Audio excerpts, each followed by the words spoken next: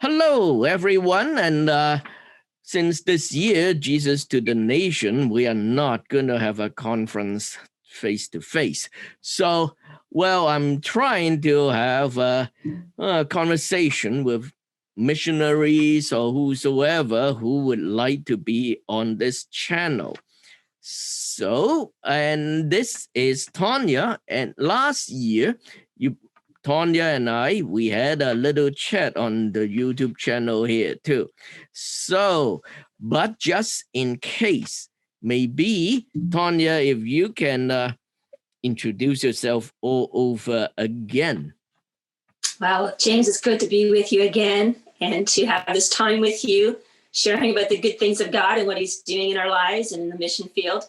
So I am Tonya Kucey, as you have said, and I'm a committed follower of Jesus Christ for over half my life now. I had an encounter with him that forever changed me and my life many years ago. I'm a wife to Darin for 28 years and praying the Lord to give us more years as Darin deals with stage 4 cancer. I'm mother to 3 children, all of whom are amazing human beings and living here in the Halifax area. And so in addition to being a follower of Christ and a wife and a mother, I'm able to have had opportunities to serve as a pastor, as a missionary, and now a blogger. I just launched a website called Believers Boot Camp, found at www.believersbootcamp.com. And it's where I train Christians to turn trauma into triumph and become freedom fighters for others. And then in addition to that, God allows me to serve as the co-founder and president of Loving the Least of These Ministries International, where we seek to see Haitian children and youth redeemed, restored, and when safely able to be so, reunited into families. And then, of course, I get to serve with you on the Committee for Jesus to the Nations. So God is good, and there are many opportunities that he's given to me to be able to serve him. Mm-hmm. Good, very good. And it has been, a year. And I remember today is February 5th. I just came back last year, to the day from Hong Kong because, of the pandemic. And at that time, not that many people, at least in Canada, knew what was going on at the time. People were pretty slack at the time. So since last year, of course, Jesus to the Nation, we couldn't meet in person. And most churches, or a lot of any other organization, churches and all that, everybody turned into online.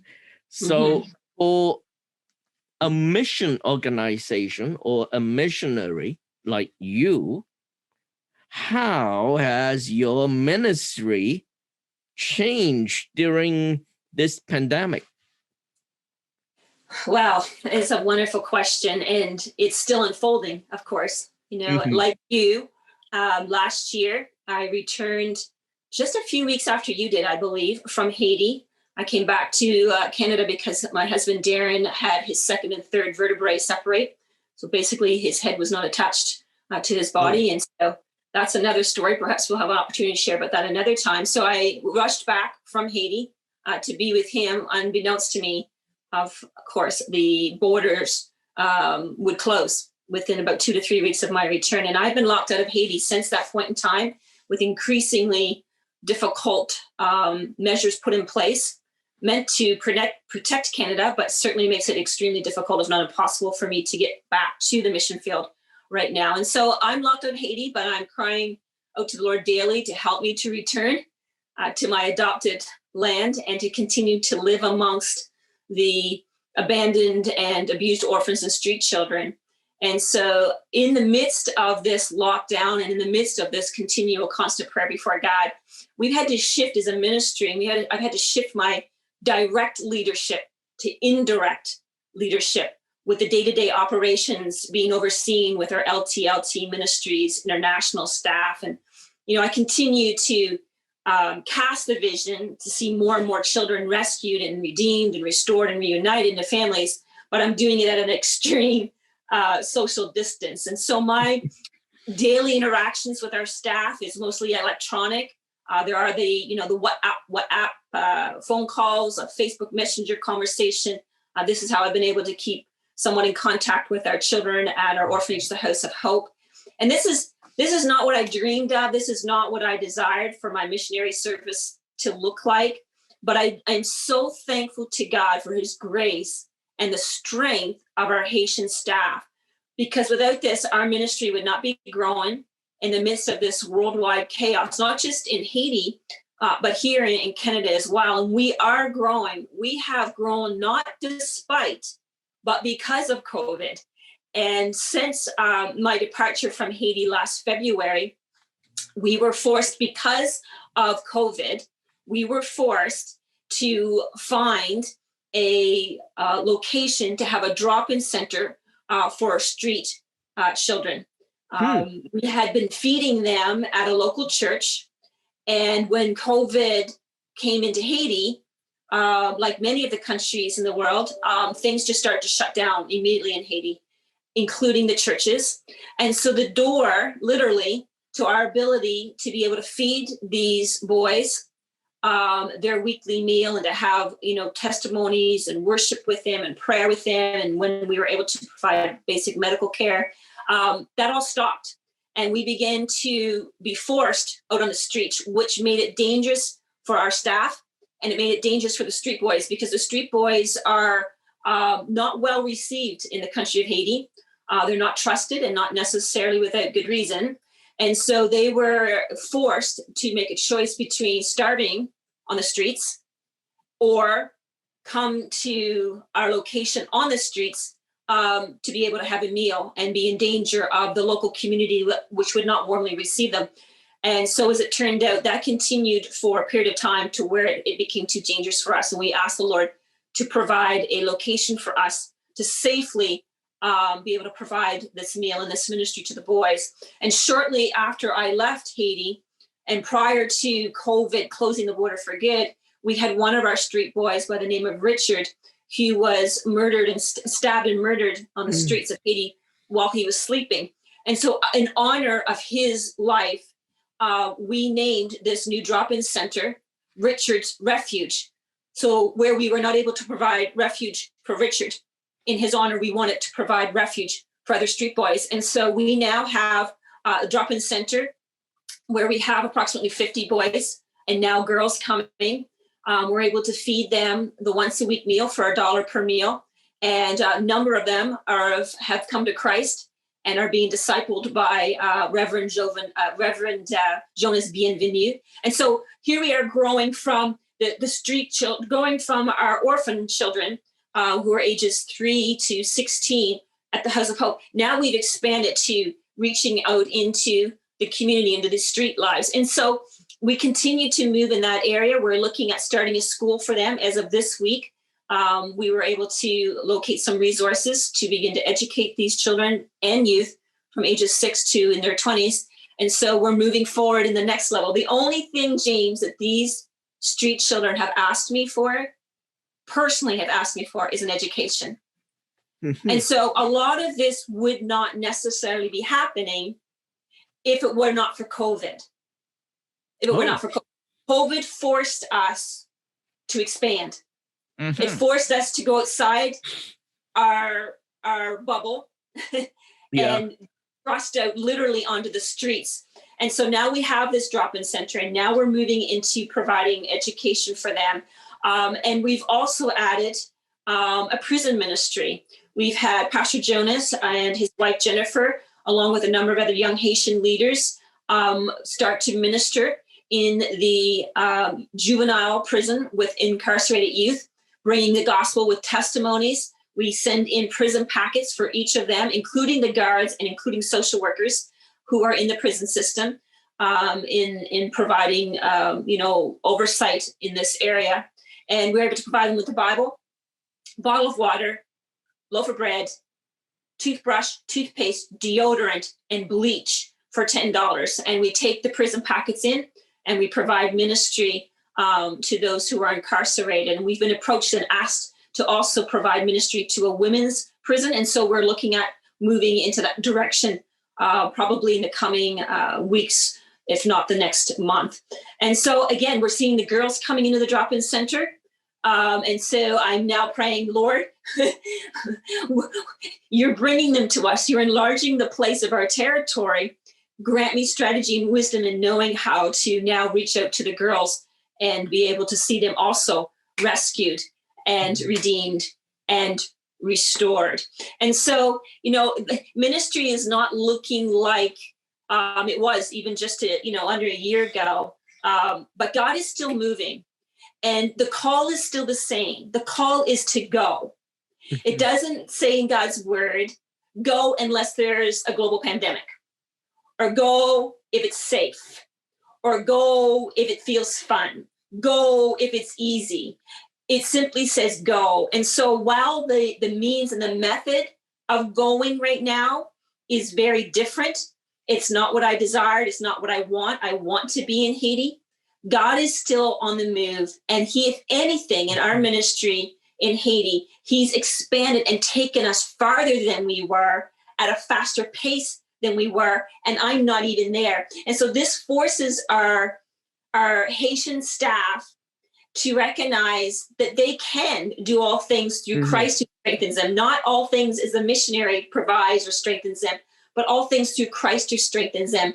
And there is a learning the lesson that they benefit from our partnership, but they truly only need Christ in partnership with what he's called them to do. And so our ministry has always been about empowering and equipping Haitians to reach their full potential in Jesus Christ. And so while there's grief and there's pain in the separation and what COVID has done to our methods of ministry, at the same time, we see God's blessing. We see fruit coming forth from the sacrifice of being separated right now. And we're just grateful for his grace on this. The methods of ministry have been forced to change, but the message remains the same. Boy, it just shows that pandemic or no pandemic, the message of Christ is still alive and well, and it just cannot be stopped. And of course, our love for others, maybe we have to show it some other means because we are here, we are being locked down, but it's still ongoing.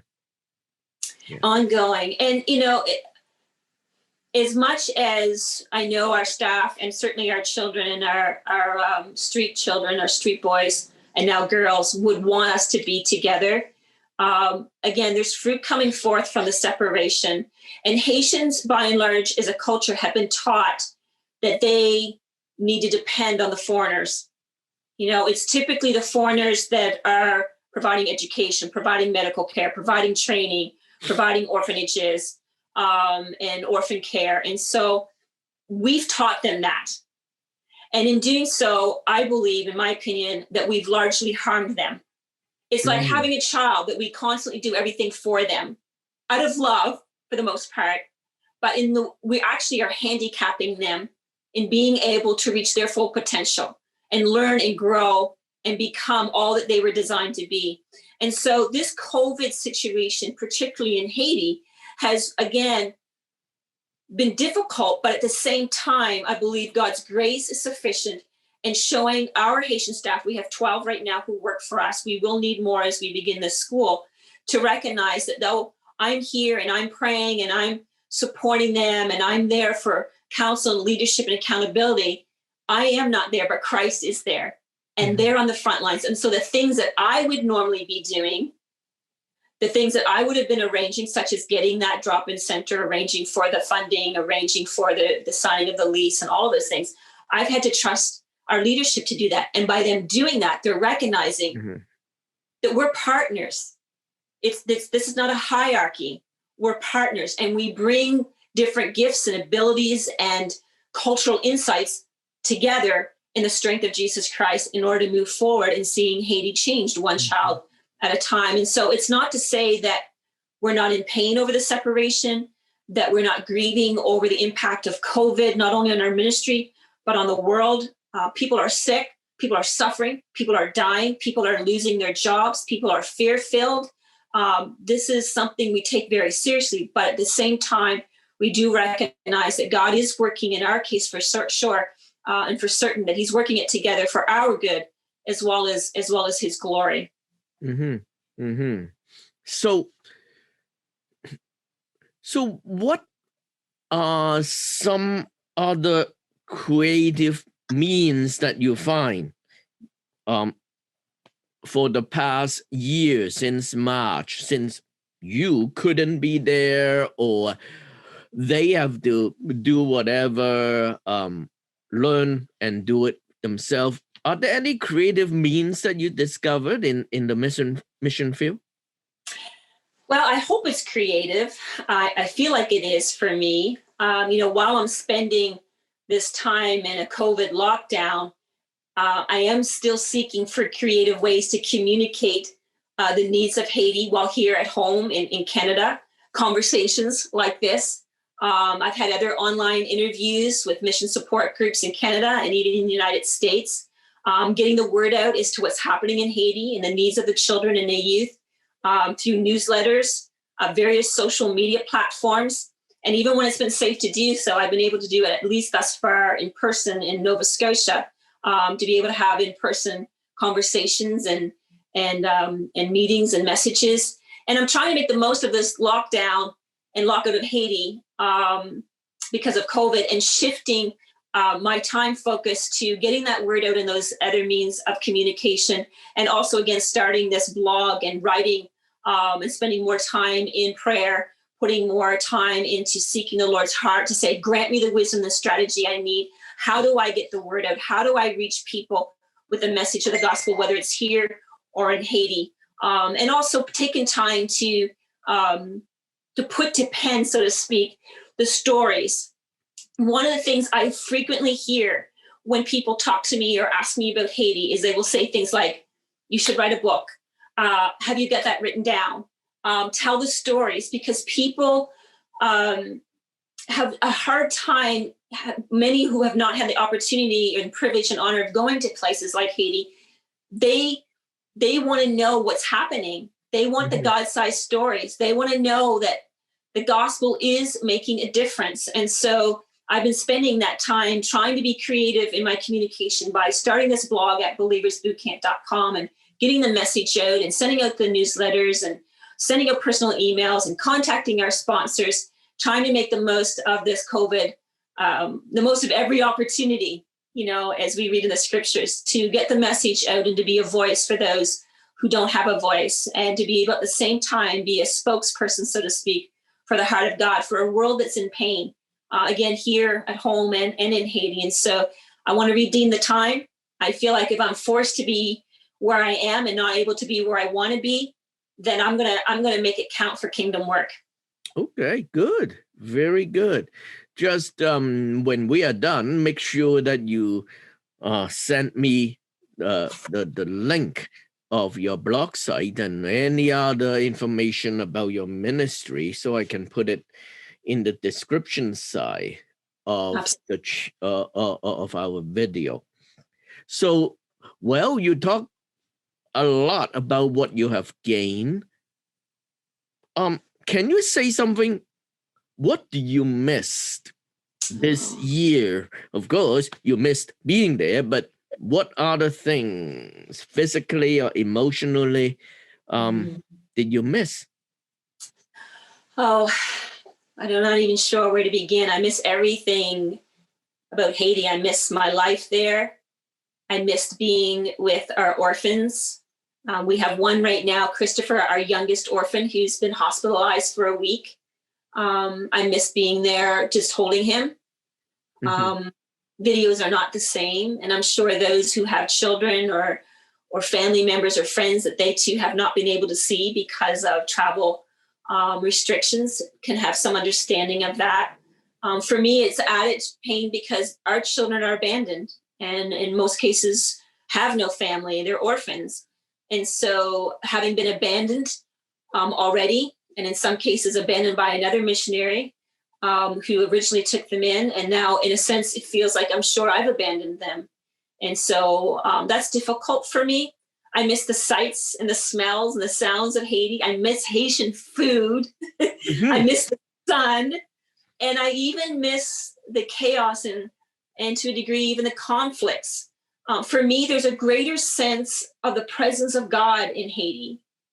There's such a need of his presence, such a need of him for even the very basics of life in Haiti, that it seems I'm not quite sure, I think I'm 8 or 9 years now in the country. It seems to me I've seen now a pattern where the greater the need there is of Christ, the greater awareness there is of him. And while God is alive and moving in Canada, the depths of his presence and the expression and the awareness of it, for me, is far more intense in Haiti than it is here at home. And for those mission teams, short-term mission teams and guests who have come through our ministry and have stayed with us in Haiti, I have not heard any of them say contrary to that Haiti has been so transforming for them. And I am hearing on a regular, not quite daily basis, but I would say certainly several times a week, receiving contact by some of those team members expressing that same heartache for Haiti. And just even this, actually just before you and I went on live here, I was contacted by a young man in Prince Edward Island, a 18-year-old young man who's been in our ministry and served with us in Haiti, I think 3 times now, saying that very thing. He actually said that very thing. I just really miss Haiti. I miss them. And so that's been difficult. And James, really, it's a form of grief that's chronic. Yes, it does not light up. If anything, it increases. I live with it. I live with that grief every day. Every day. It is in some ways. Every day I feel that I'm missing the daily interaction with people. Yes, I can meet them online or on a screen. Is not the same. And of course, even for ordinary church services, watching it on the screen or even in the church, but you have to sit 2-3 chairs apart, cannot shake hands, cannot give them a hug. I miss that. I truly miss that. So yeah, there's something missing. As you know, the scriptures teach us that we were created to have a relationship with God through his son, Jesus Christ. And we were created to be in relationship with one another. As God said to Adam, it is not good for you to be alone. And there is a sense of loneliness here in being separated. And while I'm grateful for electronics and social media and, opportunities like this to share with you, it's not the same as you and I sitting across from one another, in each other's presence. If 2 or more shall gather in my name, I'm there in their midst. And I'm sure God honors situations like we're in right now because we're honoring the leadership of our country and staying apart. And in Nova Scotia in particular, we're being blessed because of that, with minimal cases and no one having lost their lives to COVID for a number of months now. And so I'm grateful for that, but you're right, it's not the same. And certainly when it comes to children who depend on you for their day-to-day needs, emotionally, mentally, physically, financially, socially, spiritually, to not be able to be there against your will is, again, it's a very difficult place to be in. Yes. So, okay, what else specifically do you want us, the viewers, to pray for you and your ministry? First of all, I thank you for asking that question. Prayer is powerful. And having been dealing with my husband's stage 4 cancer, now we're in our 4th year, starting this ministry, seeing it grow in the midst of COVID and forced to move back to Canada, all of the things that we've had to deal with and continue to deal with as a family, as a couple, and as missionaries, it's been prayer that has kept us sane in the midst of the pressures, in the midst of the pain.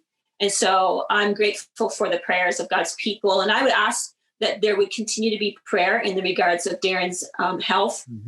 Definitely. And the impact that it has, which is immeasurable on our marriage, on our ministry, on the children that we have here, and those that we have in Haiti.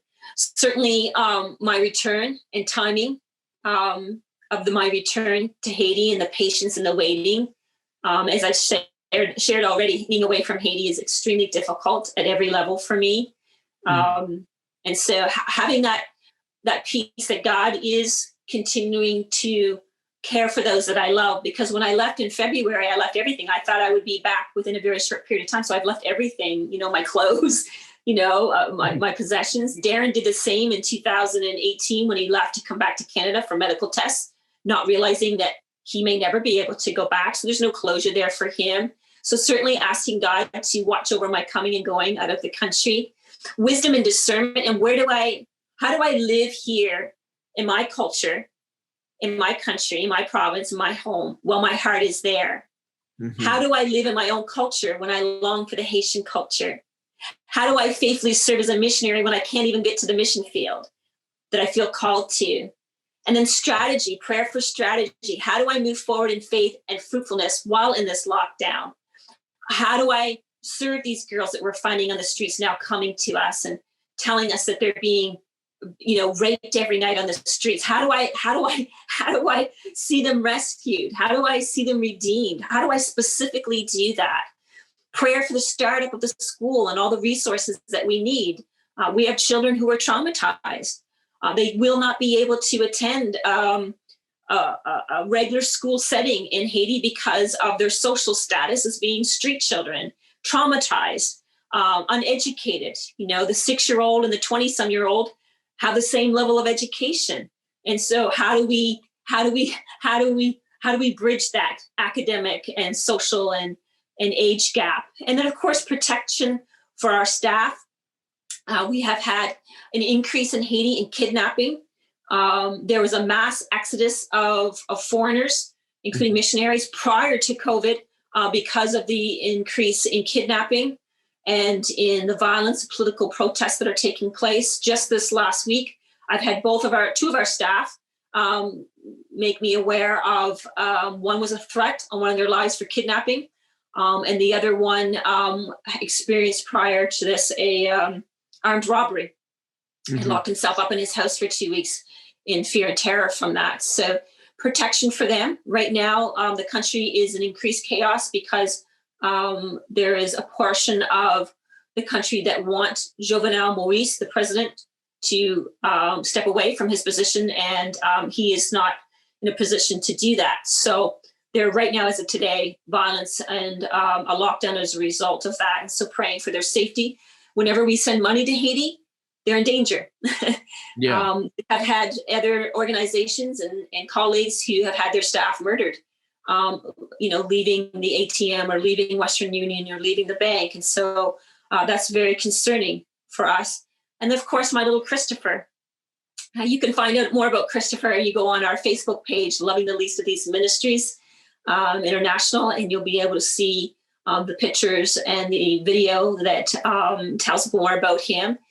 He has kidney stones.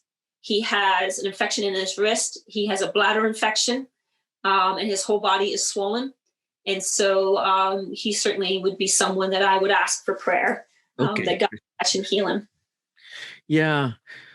Okay. Well, so today I think I'm going to stop right here. And well, we'll definitely remind our viewers to keep it in their prayers. Okay. Thank you very much. Thank you, James, for having me and for allowing me the opportunity to share and to be a voice for those who have no voice in Haiti. And I really think that this is the time and season and reason for the people of God to step up and to step into the suffering of others with the compassion and love of Christ. Because the people who are in pain are not just in foreign fields. While we're not all called to missions and serving cross-culturally, we are all called to be the heart of Jesus Christ and to reach out, especially those who are in pain. And so thank you for having me. And I trust that God will continue to guide you as you seek to serve our Lord in the faithful places that he's positioned you for such a time as this. Yeah. Thank you.